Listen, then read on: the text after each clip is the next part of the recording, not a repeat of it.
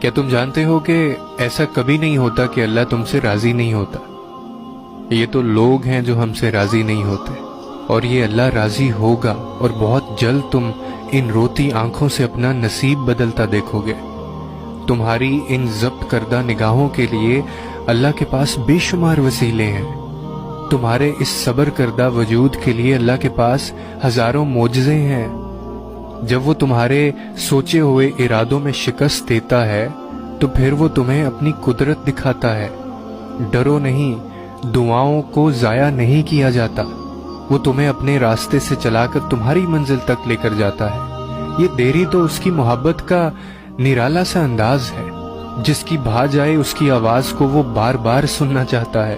صبر رکھو، ایک راستہ بند ہونے کے باوجود اس کے پاس تمہاری دعائیں مکمل کرنے کے لیے ان گنت طریقے ہیں۔ اگر وہاں سے نہیں جہاں سے تمہیں امید تھی تو اب وہاں سے ہوگا جہاں سے تمہیں گمان بھی نہیں ہے۔ وہ جلد ہی کن کہے گا اور تمہارا بکھرا ہوا وجود پھر سے سمٹ جائے گا۔ اور پھر ہر دفعہ دور کھڑے ہو کر پکارنے سے کام نہیں بنتا، کبھی کبھی دروازے تک جانا ہوتا ہے، دستک دینی ہوتی ہے، جب تک کہ دروازہ کھول نہ دیا جائے۔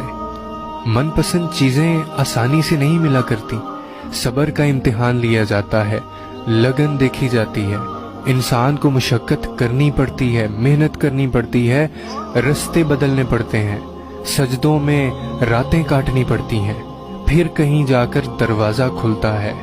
تم دروازے سے خالی ہاتھ لوٹو گے، بس انتظار کرو اور اس کے رحیم ہونے پر یقین رکھو۔ اور پھر کبھی کبھار ایسا بھی ہوتا ہے کہ جو تم مانگ رہے ہوتے ہو وہ تمہیں اس نے عطا کرنا ہی ہوتا ہے، مگر اس سے پہلے وہ تم سے بڑے بڑے کام لینا چاہتا ہے۔